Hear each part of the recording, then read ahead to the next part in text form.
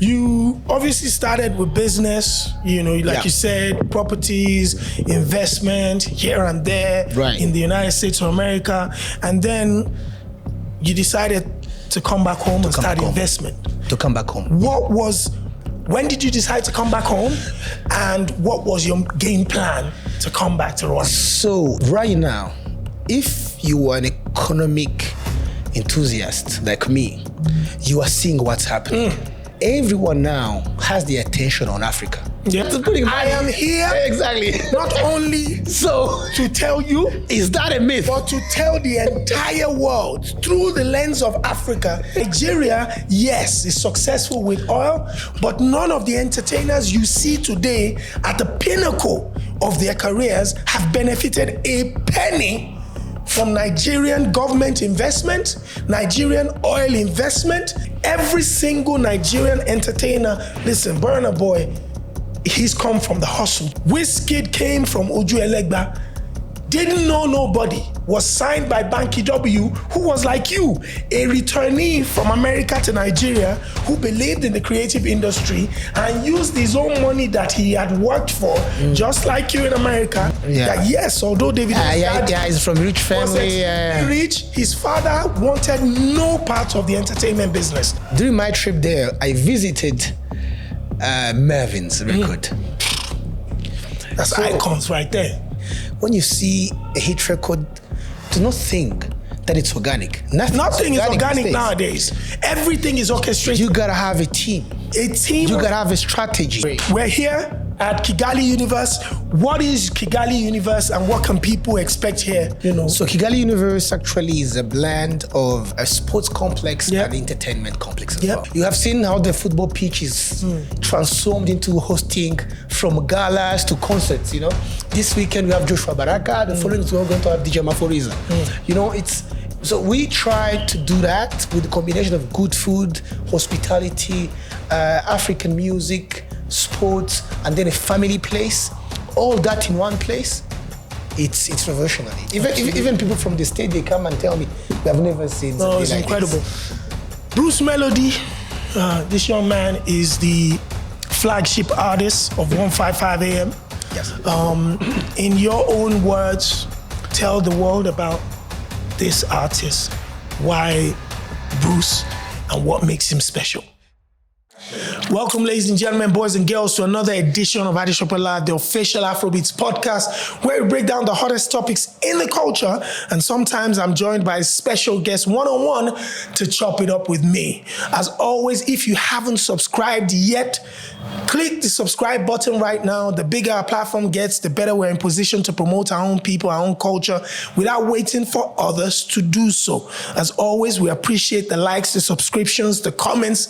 Keep sharing and keep supporting. That is why we're here. That's why we're doing what we're doing. And like I said, the more you support us, even if you've got ideas, you want us to do something different, you want us to bring a special guest on, please let us know. We're definitely going to look into that and get you the right guest for our podcast. As always, this is brought to you by the Energy God Energy Drink. Drink and be yourself. Stay energized. This is for us, by us. So go to energygod.com. And of course, Anchored Car Sales can help you out to get any car. If you're based in the UK, all you have to do is follow Anchored Car Sales, DM them, tell them Shopsidu sent you, and they'll give you a personal shopper that will work to your budget and make sure you get your dream car delivered at your doorsteps. So follow Anchored Car Sales right now. Well, I am live in Kigali, Rwanda, enjoying my life, feeling the streets, touching the people, eating the food, connecting with the culture, listening to the music, hearing what the whole entire culture in Rwanda is giving me. And the reason why I'm here is one man and his team. He goes by the name Coach Gael, the head honcho at 155 AM Entertainment, my brother. thank you very much, not only for having me in Rwanda, but joining me on the AFROBEATS Podcast. Thank you, my brother. Thank you, my brother. You've been a blessing to us, man. You've been a blessing. We've been picking your mind, learning from you. So hope that you're also enjoying the weather, the food, everything. Listen, what you are guaranteed is that I will be back. In December. It's guaranteed. It's guaranteed. No. We're not going anywhere. We're going to be rocking Rwanda together in December. Yes. The weather is my type of weather. The people, definitely my type of people. Very warm, welcoming. The food is incredible. The music is fantastic. One of the reasons why you wanted me to come here was not only just to connect with yourself, your team, and the incredible culture, Bruce Melody, but most importantly, just to connect with the culture. You always told me that once I come and listen to what Rwanda has, I'll understand why it's important 100%. to put a spotlight on it. My brother, Rwanda is open. That's the word that I always use. It's open to tourists. Now we are starting to see a lot of people, diaspora, not only from Rwanda, but from Kenya, Nigerians, who are coming and starting up businesses here. Yep. Why? Because Rwanda has three things. Rwanda has safety, you have seen, peaceful. Security. Number two, rule of law. In Rwanda, if we do business together, me and you, I can't be like, because I'm from Rwanda, then I can do you wrong. No. Me and you get to court, you actually are more favored. So we have rules and laws that really favors people to come and invest. Actually, today I thought that you went to this Nigerian restaurant for we went to Gael Jollof. How was the food, by the way? Incredible. And guess what? We've been there 3 times already this week. Yeah. But today was the first time I actually tried their jollof. Yeah. So I was busy eating something else. So I told the man, I said, it's unfortunate. I've been here like 3 or 4 times already, but I actually want to test your signature. Exactly. Let's eat the jollof. Let's do it. It was good. It was good. That's what I'm telling you, man. So in Rwanda, it's been a hub of foreigners, hub of events.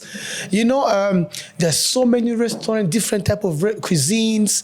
The people are good, and we also have a good government that really welcomes people in. So I knew that from the day you come, you are going to feel Rwanda and its culture. Absolutely. First of all, the simple question to start off with is, you're known as Coach Gael. Yeah. Where did the coach come into the equation? That's a good question, actually. So let me just go through a bit of my background. Yes. So for me, I'm trained as a mathematician. I went to college, did mathematics. In a master's degree, I did statistics. Wow. So I'm a numbers guy by calling. So went to the States in 2012. After my universities and everything. So that's where I met my beautiful wife, started family there. So after a couple of years, I think it was 2017, that's when, because God blessed me somehow, and I was, involved in a couple businesses, also in real estate. I was doing okay. So I had a lot of people in my community, from the African community, approaching me like, please, can you tell us how you buy a first home here? How can you tell us how you do this? Can you tell us how you invest in stocks? So my time will really be caught up with answering phone calls from my community, because I was being looked up as a leader. So I had an idea to start a YouTube channel. So I started a YouTube channel back then in 2019, actually, right from COVID, just to teach people about finances.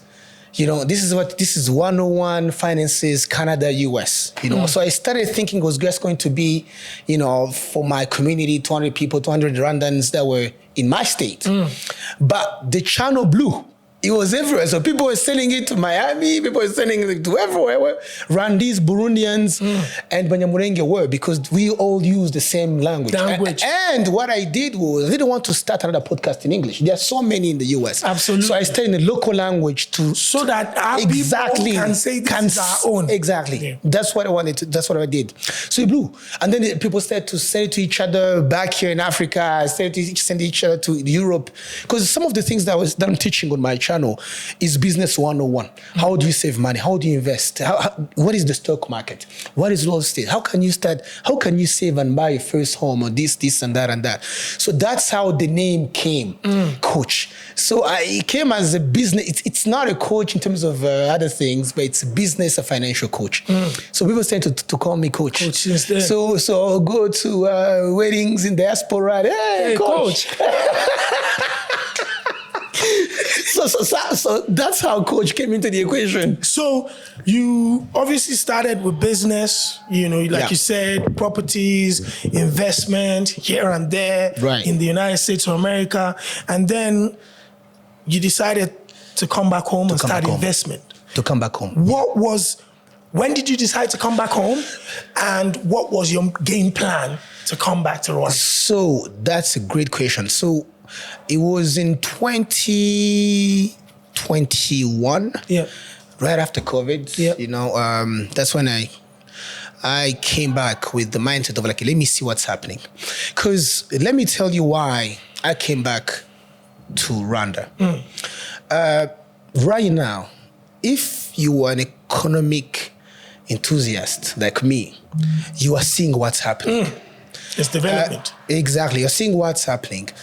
Everyone now has the attention on Africa. So we are seeing the Americans, the Chinese, the Indians.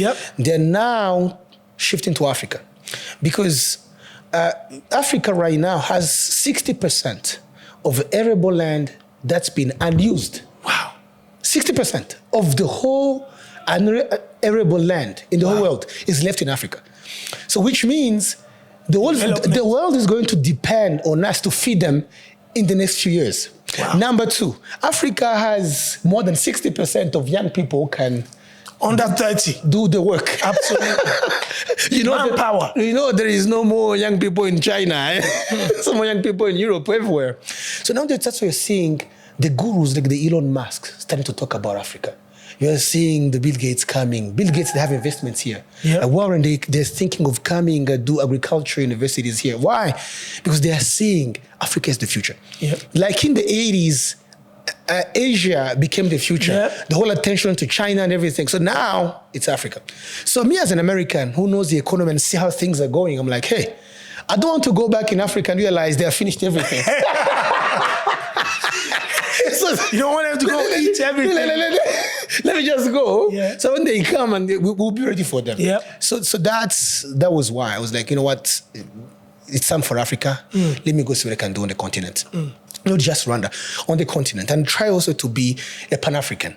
I move around. I'm involved in a couple of things. Most important thing. In Zambia. I'm visiting soon Angola. So I'm moving. I'm on the move. So when I came, I got here and then started to see the economic landscape and then for some reason I realized that there was this sector that had a lot of potential, but that was really still untapped, and that was the entertainment sector. Because in Africa, people with the money, they are the older generation. They are our parents. Our parents, our grandparents. Yeah, grandparents. So you cannot...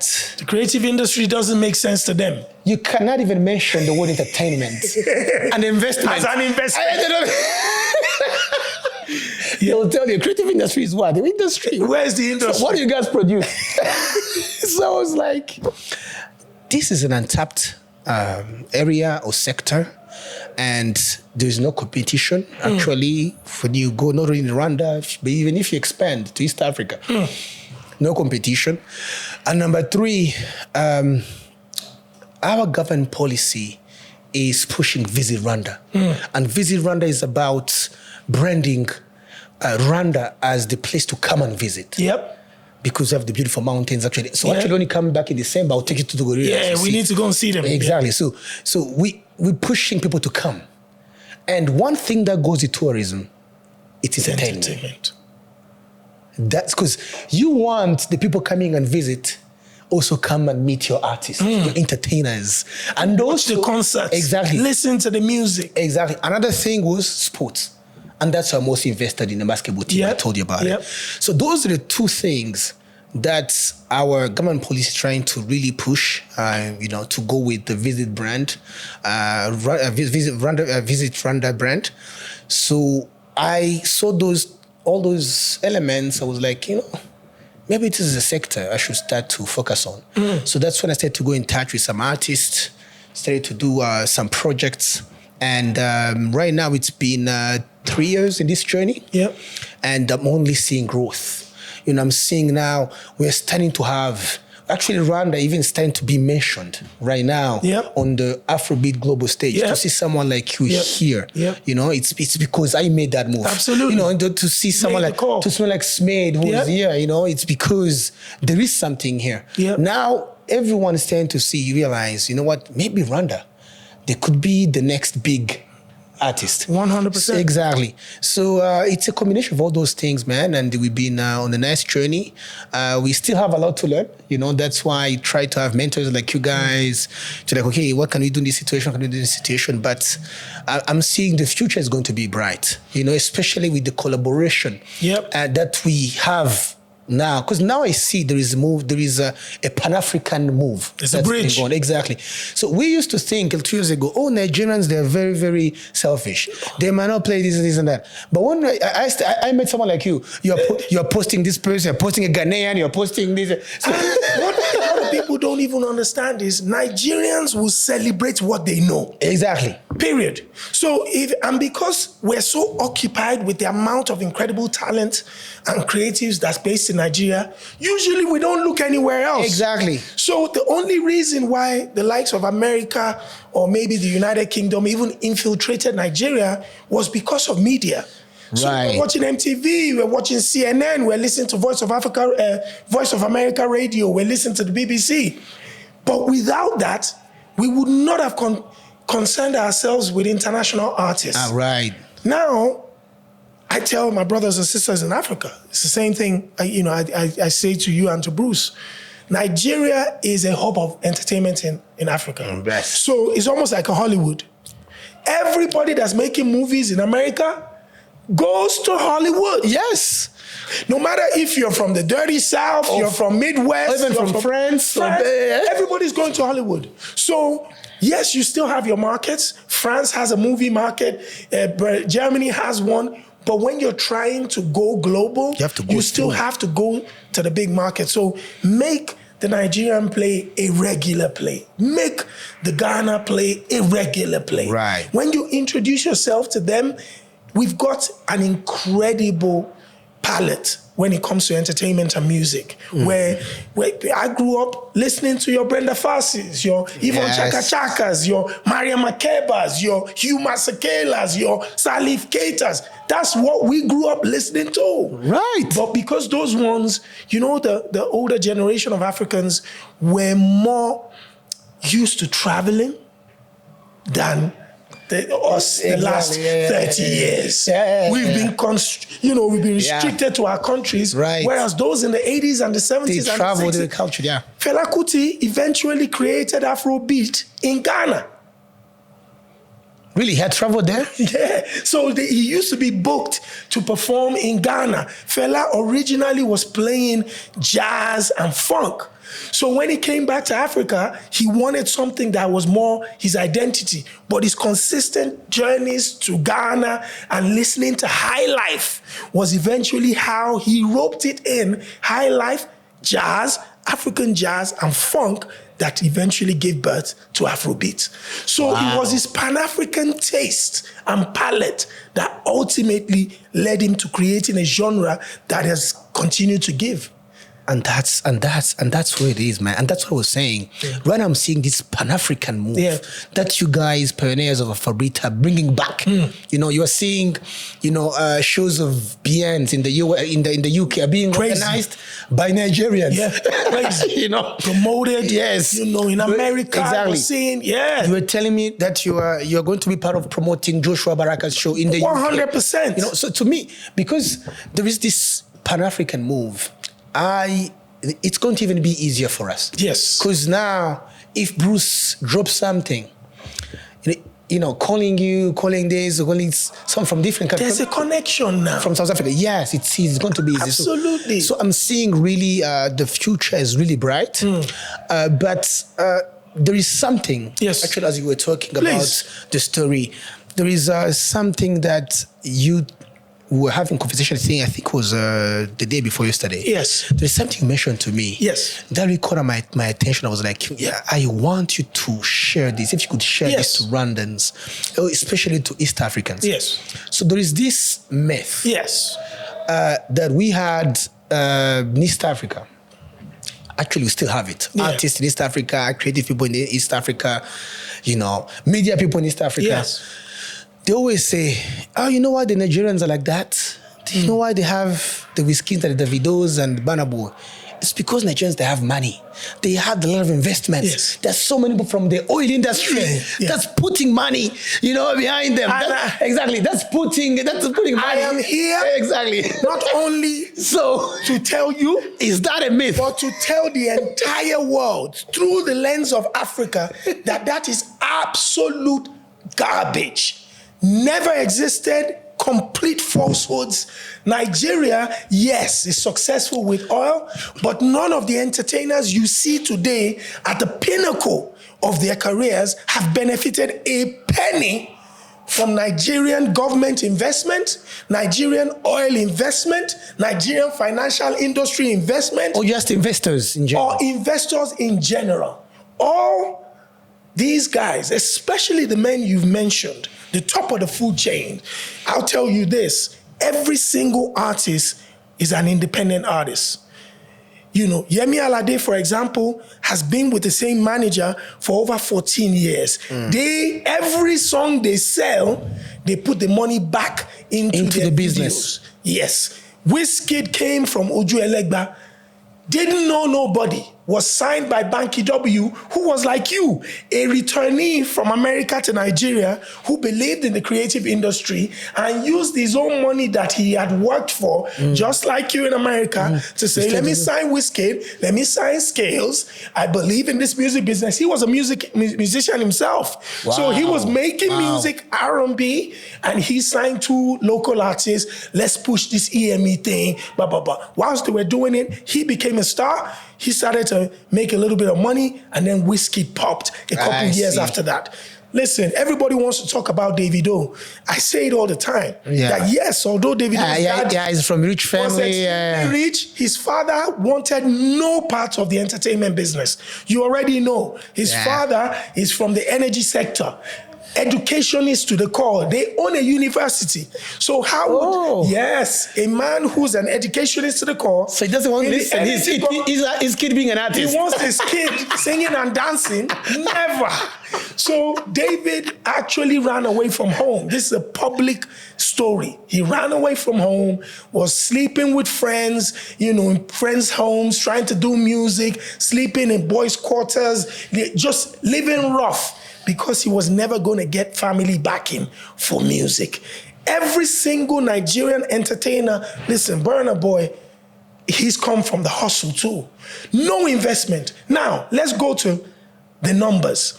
Yes, Nigeria has numbers, over 200 million people or whatever. But you have to understand that those numbers, when it comes to international finances, hasn't translated to anything, in the sense that our streams are the lowest in terms of payments. One stream in Nigeria, or 1,000 or 100,000 streams in Nigeria, is equivalent to 1,000 European streams. We have a big diaspora. So now, by diaspora, that's where it gets interesting. Exactly. Initially, when we started to break with Afrobeats in early 2011, 2012, at that time, just like every other African country, we were celebrating our nationalities independently.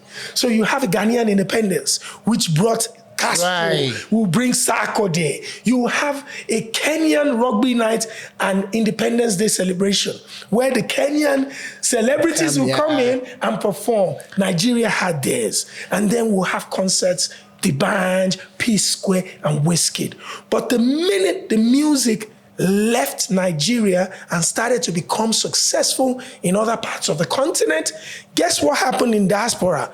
Every single African in the building is not Nigerian. You have Ugandan, Rwandan, South African. Everybody now comes under that umbrella, and Whiskey became an African superstar. P-Square, African superstars. You know, Burna Boy, Davido, Yemi Alade. Yeah, that's how it started. So that's what's happened in diaspora. But what a lot of people have not understood is how come Nigeria has so many entertainers at the top of the food chain. And here's the answer. Number one, there's a lot of competition in Nigeria. For you to even become a local star, a lot of hard work. You have had to fight through a lot of competition, so there is no time for slacking. There is no time for laziness. Yes. There's no time for complacency. You cannot dwell on your last hit record. No, you have to keep producing.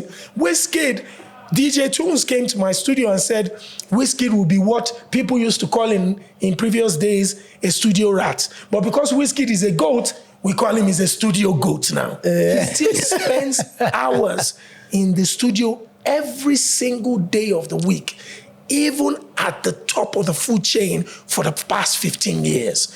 What people cannot understand is how can someone like that, who's been at the top since 2011, still be motivated? Right. That's the Nigerian element. That's the Nigerian element. When Burna Boy, what's the motivation? 9 albums in. Davido, why are you this excited and energetic at this time since you've been there 2012? Right. So what people need to understand is the numbers actually make competition. And competition fuels drive. And hard work, And then they are for creativity. Creativity. Yeah, exactly. And then another thing I said, all the hit records that you've heard, whether it's a Burna Boy, a Love One Tinti, a Ojo Elegba, whatever, Davido, Damiduro, those are records that were created on one laptop and one microphone in a dingy room back home in Lagos, Nigeria. Nothing has been created in incredible studios. People needed to hear this. So when I'm walking around in Rwanda, I'm like, for me personally, with all due respect, as a creative here. Actually, you told me yesterday, it was like, there is no complaint. You have all this production. Oh, you can't complain. In-house? No. Studio, the infrastructure, the venues. We're here at Kigali Universe. We'll talk about that. Yeah. You transform Kigali Universe 2 days to 2 different stages, 2 different productions, 2 different elements of performances in the same venue here. And this venue is just one of many in the same city. Yeah. Infrastructure is here. You've got production, top level quality. Yes. Technology, Internet is like water. So there's no reason. There's no excuse. For a creative. If I am a Rwandese creative right now, I am attacking Africa like they've never seen before. I'm dropping content 4 times a day on Instagram, TikTok, YouTube, Facebook. I'm in the studio I'm doing sponsored adverts to Accra, Ghana, to Lagos, Nigeria, to South Africa. I'm targeting these markets for 4 straight months. And the world will know about me. Right. Because you have the resources, like you said. Everything's been created. We don't have any of that. Right. Our internet is still shaky. Infrastructures are lacking. BK Arena is here. I went to the incredible stadium today. You saw it. I know what Kigali Universe is. I was at that other place where Scott Mapoma was performing. Yes. Already I've been to 5 different venues where you can have world level performances. We don't have that in Nigeria.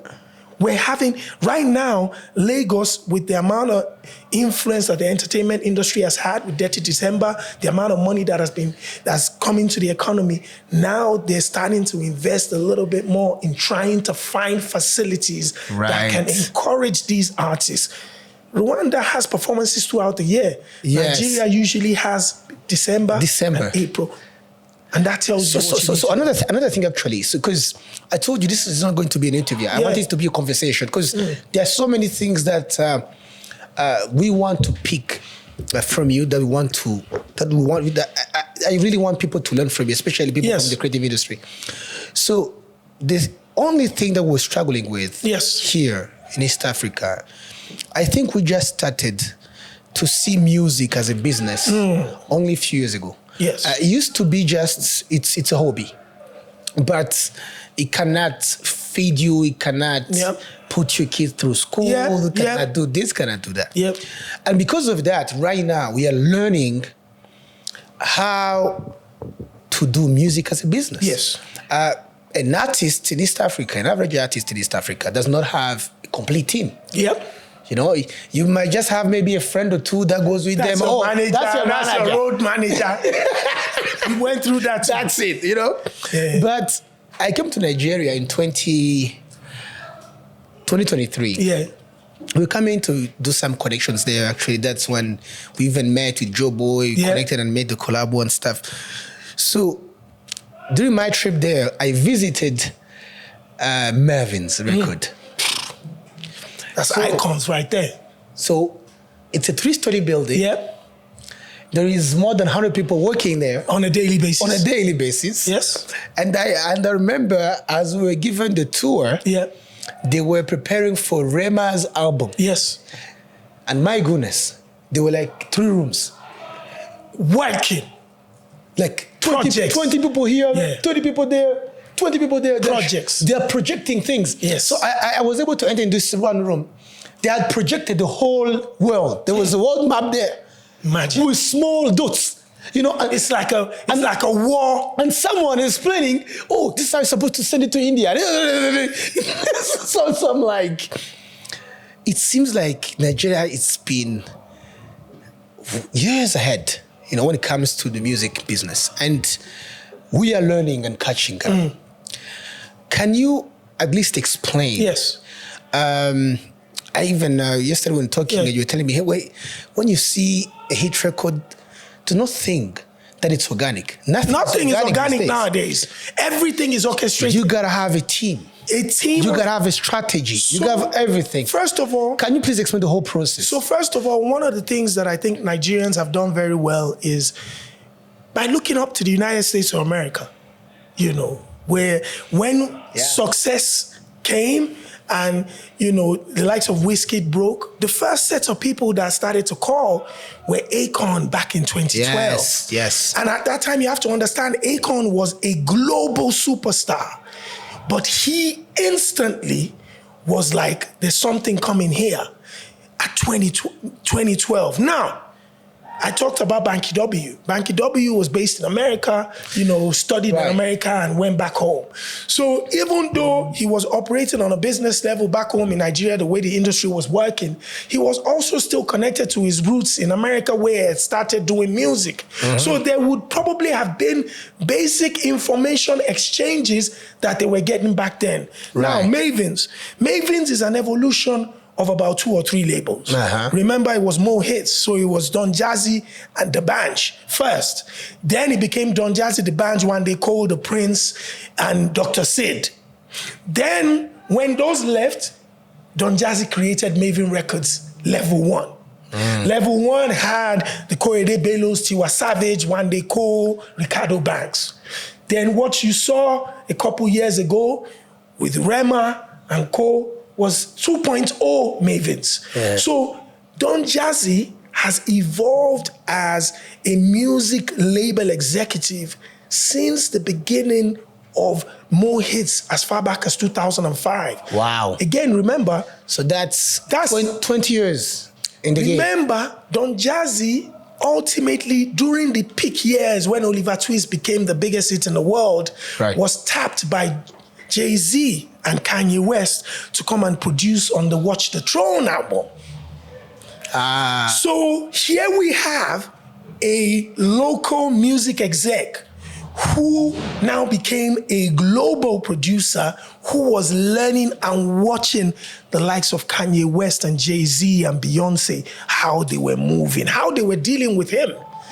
And and he took that back into his organization. So Nigerians were very, very good at learning from those who appeared to be more successful in that business than us, without a doubt. Now, going back to structure, every industry, when it starts, your best friend is your manager. Exactly, yeah. People are unprofessional. You don't even know. Your homies. You don't know what a PR executive is, what a media relations person is, what a digital strategist is, social media manager is. All of these roles, eventually we started to fall into it as time goes on and educate ourselves. Travel to music conferences. The biggest music conference in the world that took place in Cannes, I attended that for over 4 years straight. Right. And a lot of people were traveling from Nigeria, spending thousands of dollars that they were making just here and there to go and learn. So we were learning. We're dealing with contemporaries around the world, and we were learning. Now, to the current day, every musician and creative here in Rwanda or East Africa has to face facts. For you to be able to compete on a Pan-African level and on a global level, there has to be, number one, structure to your music business. What do you need? Yeah, let's go details. You need a proper manager who understands the role of management. Number two, there must be a respected A&R team who helps you to not only listen to what the world is listening to, help connect you to people that can make your sound even better, collaborate with you, give you productions that perhaps you don't have access to. That's number two. Number three. And it's better if they're younger. They have this young energy, right? Because young people are the future. Yeah. They are the ones that dictate where the world is going. If you wanted an old A&R, you can go and get somebody that was working with Brenda Fassie. Do you think that was going to translate today? No, because at that time, generations change sounds. Generation change entertainment industry. They change the creative industry, and we have to accept that. Right. No matter how genius you are, with all due respect to some of the greats that has gone by, what the younger generation are adding to the creative industry, not only in Africa and the rest of the world, has to be marveled at. The Gen Zs are crazy. So that's an A&R that's respected and understands their job, knowing fully well what an A&R executive is. Let's talk about a media relations expert. Who is the person that's connecting not only to local media, but to international media as well. International media as well.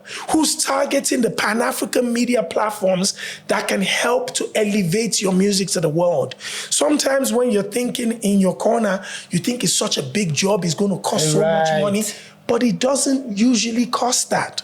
Because what's also happened over the last 5+ years is that the success that the Nigerian musicians and entertainers have had globally has also pushed the global industry to ask for more African voices. Yes. So guess what? People want to know what's happening in Rwanda. We want to know what's happening in Uganda. We want to hear from Cameroon. We want to hear from Ivory Coast. So there is a big drive for creative content being collected in other parts of the continent. But if your media relations person is not well connected in the industry and knows what to do, isn't studying on a regular basis, then that's a problem. They're going to be far behind. Now, your PR at the top of the level is now going to be, how are we making sure that this brand represents what we want it to represent? Right. How can we connect this brand to other brands, music brands and creative industry brands across Africa? That's the job of your PR executive. Something as... And also you look and feel... That's what I wanted to say. Something as small as a photographer, as a videographer, those are the biggest and most important roles in public relations right now. So every musician must have a high level that they can afford quality photographer and videographer, because that image is what people see first. So if there's nobody on your team who is consistently doing that job at the highest level ever, you are already falling behind. Then let's go to the stylist. Yes. A stylist is who puts you together. Yeah. It's not, listen, even as I look here, I've got a stylist in the UK who is like my sister, like my mother. If I put on a white pair of socks where I'm supposed to wear black, she's kicking off. Yeah. And that is a professional at their job. They're stylists and creative directors who would decide on what theme and what look we're going to go with for the rest of our... You see Rema now. No. So actually, another important guest that I had was Tega Mavin. So we had a conversation on that. I was trying to just, pick his mind on certain things. And then he showed me the plan they had for Ayra Starr for the rest of the year. Yes. And during that plan, there was a couple pages of the brand and the look. Yes. And they even had colors. Yes. There's detailed colors. These are the colors she's going to wear. Absolutely. For the rest of the year. Absolutely. Because certain colors speak to certain parts of the human mind. Anybody wearing black, instantly you've already told the world that you don't want to be seen. You want to be in the shadows. Yellow speaks to a different palette. Yeah. Red is talking something else. Blue is, and when you're speaking to these specialists, these creative directors, these stylists, these are things that they take on religiously. So not everybody can afford all of that at the beginning. Yeah. But as your success starts to grow, as you start to step further one by one, there's always an element of those things that you have to bring on board. Because ultimately, that's what helps to catapult you to the rest of the world. Right. And without these basic things, proper manager, proper media representative, PR executive, stylist, photographer, videographer that edits cool videos on your behalf, trust me, you're already far behind. And I think that's where a lot of our brothers and sisters, I went to an interview yesterday, I think it was Power 101 or Power 104 or something. With Power FM. Power FM, an incredible lady. And she said, sometimes she'll have interviews with entertainers and it just looked like they had just rolled out of bed and pulled up in the studio. Forgetting that the presenter is also a music industry exec and fan. They're playing two roles. Yes, 2 roles, yeah. 2, the people that are listening and watching are also fans and in some cases brand executives, sponsors, and execs. Yeah. If you don't show up, present yourself the right way at all times, you are already far behind. If you come to an interview looking like you just didn't even care to take care of yourself, how would anybody consider you a superstar? So actually, I think I saw it on the story of Mavin Record, but also Tega. Yeah. Because for each other, I saw it. He had posted today that he needs, it was in the 50-something positions now. In all those places, there's a PR specialist, digital strategist. Yep. But they're calling out young people just finished school. Absolutely. To come on board as interns. Absolutely. Come and learn. As interns. Can you imagine? Yes. Being a level of like, okay, come first as interns. And then Ryan, I saw the post in the morning. I know they already have 200. Of course. 200. And out of those 200 interns, after the trainings are done, you will spot at least 15 superstars there. Perfect. So my question is this. It's easy to say Nigeria because people have learned. Yes. There's some courses, from back in the years. Yes. Even I was even in South Africa. I talked to this friend of mine. They already have school of music. Music business schools. Yes. So you can call interns and actually have them. Absolutely. Because there's such infrastructures around. Absolutely. But we are still struggling in East Africa that we don't have trained people. So let me give you... So a videographer, director you find, it's someone who taught himself for themselves. So let me now take you, and I'll share my personal story. Yeah. So online, a friend of mine had this music business course that it was digitally given. So in order to support him, I posted that I'm ready to pay for 6 students to take this course. It's music management, music business, executive assistant, blah, blah, blah, blah, blah. About 6 people hit me up on social media. I directed them to this course and I paid. And that was, I was giving back. And that was it. Out of 6, one of them came back to me to say thank you and say, I got my certificate, thank you so much. And I was just curious that somebody still wanted to show gratitude. So I asked him further questions. So what are you doing? What did you do in the past? I used to be an executive assistant. I used to be da-da-da-da-da. I said, you know what? I might need an assistant, Long story short, he's been my personal assistant for 5 years.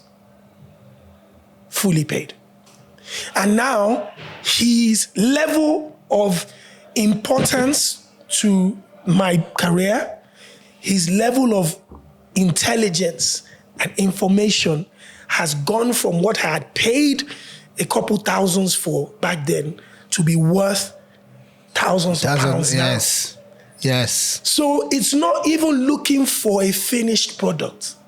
I always tell people I'd rather someone who is energetic and inquisitive than someone that's talented. Someone with a teachable spirit. Yeah, the talented ones will always fail you 100%. Because they believe that they know too much. Whereas that who wants to learn and is ready to work, you're in a better position of getting the best out of that person every single time. So you can do that here in East Africa. Mm-hmm. There are digital courses and trainings all across the continent that they can sit in Rwanda and learn from here. And if you're listening to us, young people, there's so many young of you that are out there, just finished high school, you just did this. There's all those things online right now. Yeah. And trust me, labels, now we are starting to take music as a business. Maybe we'll have you guys as interns. Absolutely. And that's the thing. 100%. Reach out. Write a decent letter. Yes. It's 1:55 a.m. Yes. Tell them who you are, what your background is, what you'd like to learn, and how you can contribute. What can you do? That's it. Those positions that he had mentioned? That's it. Yeah. Come in, and I bet you will find stars. I've seen the young people here. I've seen the young creatives, the young musicians. I see their energy, their vibrance. There are stars. But some need someone to believe in them, to teach them, to lead them, and to inspire them. That's it. That's all. And when you find those type of people, I've been around you for quite some time now. I see what you're doing with everything that you're doing, and the kind of young people that you're working around. Yeah, that's it. You just need the right types of people, and trust me, you can make enough noise from Kigali here that will respond and reflect in Lagos, Nigeria, or South Africa. That's how incredible good work, consistency, and creativity will stand out. My brother, that was great.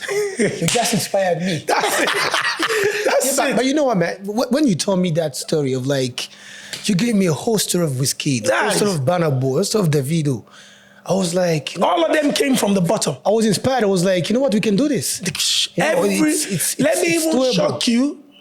There are so many billionaire kids in the entertainment industry in Nigeria that nobody knows. Nobody knows.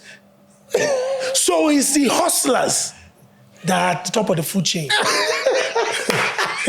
Absolutely. That's a good The story. hustlers that are traveling country to country to come and promote themselves, taking their hands, putting it in the pockets. I told you, Tiwa Savage just finished recording something in London, spending over 11 hours yesterday. First thing this morning, she's on a 12-hour flight to LA with her team who haven't slept. And you want to compete with someone like that. I think recently she had shared that she's in her mid-40s. Yeah. And she's still top of the food chain with that type of energy. And still working that hard. So how do you want to compete with that if you're not ready to quadruple on the energy? They're not going. She's in her mid-40s, looking incredible, and still working like she just broke in the entertainment industry. Wow. She said her first single was at 30. Kele Kele was when she was 30 years old. Well over 14 years ago. Wow. That's it. So it's nothing to do with backing and numbers. It's all to do with your own energy, consistency, and hard work. If you can't do it, don't be complaining about other people that you don't know their struggles. Remember, Nigeria doesn't have constant electricity. There are people that don't have electricity for 3 months. Yes. Yeah. You know, in Lagos. Yeah. Before you come to the studio, you have to buy your own 4-liter petrol. So when you come to the studio, you give it to the engineer. So that guarantees you your recording session. And these are the people that are making monster hit records that the world is listening to. Out of that difficulty, all you see is a bunch of rose flowers from concrete floors. None of them had fertile ground. None. Not one. You know what, guys? I need these parts. We were just talking about, the history of Afrobeat in Nigeria. I just need cut. We need to post it everywhere because I want people to see it. No, people have to say. Everywhere in East Africa. No, it's a priority. Because it's really a myth that we had. No complaints. And to me, it's just about, if you take it as a business, have a business plan, the right strategy, the team, and then even the team, it might not even be expensive if you pick up young people and train them. And we work together. Yes, and let's work together and grow together. Yes. And then everybody, our lifestyle starts to change, as time goes on. But we also have to touch on the discipline of artists. I think for you to be lifestyle, because a lot of them are online. Because all that can be available on money, but if the artist himself or herself is not disciplined, you're finished. We've seen so many superstars come and go. Those who were rolling in chariots of fire 15, 20 years ago, today will walk past us and nobody will recognize them.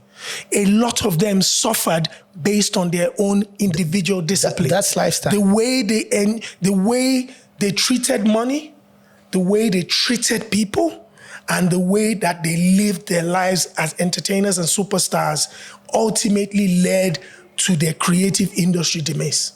So you have to, first of all, understand that if you want to come into this game, don't you watch social media and think that because you see, all the big names smoking weed and drinking all the time, a lot of them, it took them over 10 years before even the industry knew that they were smoking. But the artists of today wants to start smoking weed in the first video. But also, some even them, those that are on top of the food chain, they do it to present a certain image. Apart from the image. But they don't really live it. No, some of these guys, they live it. Yeah. They've got, but there is also some of them, a lot of them do. Yeah. But a lot of them didn't start like that. That's what people need to understand. Wizkid was a teen star. Davido was a teen star. They were appealing not only to older people, but to younger people. Before they even they crossed the maturity in front of people's eyes, it was taking 6-7 years. Right. Before they became very confident and showcasing whatever their lifestyle was on social media, they had become grown men who had sacrificed 7-8 years in the music industry, hundreds of hits, years of tours. But now, the 19-year-old in his bedroom that wants to be a Wizkid or Davido wants to tell the world that right now, I'm one of the baddest weed smokers in the world. Before even starting. So you picked up a habit before earning $1. You are finished. You're not going anywhere. You picked up a habit of chilling and relaxing when you're supposed to be submitting 20 recorded songs every day. Exactly. So you're supposed to work at the same time. No. Yeah. And that's why these people are still at the top of the food chain. And I say it all the time. It is not because of their lifestyle. It is because of the work ethic that they came from. All of these names, whether we're talking the women with Tiwa, Yemi, we're talking the men, them Flavor, all of these guys, Flavor Napanya started as a band member at a hotel in the early 2000s. So creating music and working day and night is like breathing to him. And if the young people are not willing to have that type of, lifestyle where it's nothing but your work and nothing else, a lot of them might have, a superstar moment, but they're going to all fade away. Right. Because the world is now only celebrating doers. Only doers. There's nobody at the top of the food chain that's not a doer. None. And the consistent doer. Consistency. That's all. That's all. That's all. Before we go, that was great. We're here at Kigali Universe. What is Kigali Universe and what can people expect here? So Kigali Universe actually is a blend of a sports complex and entertainment complex as well. As you have seen, they're going to be showing videos and stuff. We have from hospitality, restaurants, lounge. Yeah. We have another lounge. Basketball court. Then we have basketball court. Football pitch. We've got a bowling alley. Arcades, gamings and stuff. And also we're going to extend towards that other area. We're going to have a multi-purpose hall connected to that whole bridge. You know? And it's going to be by we hoping to have the whole thing done by October. Okay. We'll have some tennis courts on this side and a gym. It's a blend of the two. To me, I'm a cultural entrepreneur. And as I told you when we were starting, we still have a lack, in that sector. Someone who can really inspire other investors to invest in sports and in entertainment in Africa. Because I know tomorrow, after tomorrow, going to have, because I've had people from Dubai who came and looked at this and they were really inspired. They were like, hey, would you like some investors? Absolutely. Could we expand to another place? Absolutely. Because they saw what was happening. The potential. And we had the show, how here we try to, tomorrow the basketball pitch is going to be transformed into a watch party area, for football games. That's where people are going to be watching the Arsenal and Manchester United. You have seen how the football pitch is transformed into hosting from galas to concerts, This weekend we have Joshua Baraka, the following week we're going to have DJ Maforiza. So we try to do that with the combination of good food, hospitality, African music, sports, and then a family place. All that in one place. It's revolutionary. Even people from the state, they come and tell me, we have never seen something it's like incredible. this. It's an incredible so it's a blend of all that. But at the end, it's coming back to promote the African entertainment.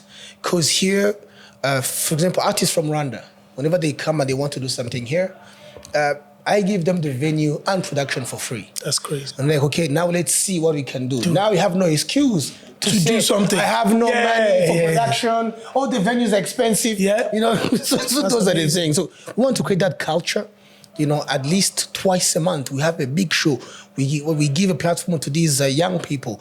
At the same time, we inspire families and people coming, tourists to come and just see what's happening. It's no longer just an industry of people with no disciplines. No, it's, you can do business. You can be someone who can inspire others. You can make money. You can be a business. So that's the thing. So it's a journey we've been on almost a year now. But what we have done just 1 year, the best year to come. Absolutely. And that's why I was inviting you in December. It's crazy. Because we have to do something crazy. We're doing December. We're doing December, guaranteed. And finally, before we wrap up, Bruce Melody, this young man is the flagship artist of 155 AM. Yes. In your own words, tell the world about this artist, why Bruce, and what makes him special. So actually, I won't say much. I just say three things. Bruce he's a bull. And by saying that he's a bull, I mean a hard worker. Bruce is somebody who he does not even enjoy to go in bars or restaurants. He does not like to freaking public places. For him, if you just want to be with him, talk to him, find him in the studio. Thanks. That's where you're going to vibe. So to me, that's a great quality. Someone who's bold, someone who loves the studio. That's him. Number two, he listens. You know, so it's really tough. Which is a hard thing for musicians in the entertainment industry. They know they listen. They know they listen. Especially a big megastar Superstar. like him. And he's here, he's known everywhere, and he's listening to somebody. It's tough because sometimes fame and ego and success goes together. What can you tell me? Exactly. I'm already successful. I've been doing this for a long time. But he listens. You know, he's someone who I know that you guys have had a conversation, and trust me, everything that you guys talked about, you're going to see him start doing it. That's incredible. So he listens. That's a great quality. So I think those combination of two things, hard work and being able to learn, you know, from people, those two things to me makes him one of really the most interesting superstars that Africa is going to see. That's incredible, man. And it's an honor to, once again, to come and meet you guys at home. Yes. Rather than in my world or in a different world where you probably would not have been as relaxed as this. Once again, we are live in Kigali, Rwanda, here at Kigali University. Make sure you come and have a good time. I'm going to go and have a good time right now. Of course, I'm a basketball superstar, so you have. Thank you very much, Coach Gael, and keep locked, man. Thank you, Let's go. That was a nice conversation, man.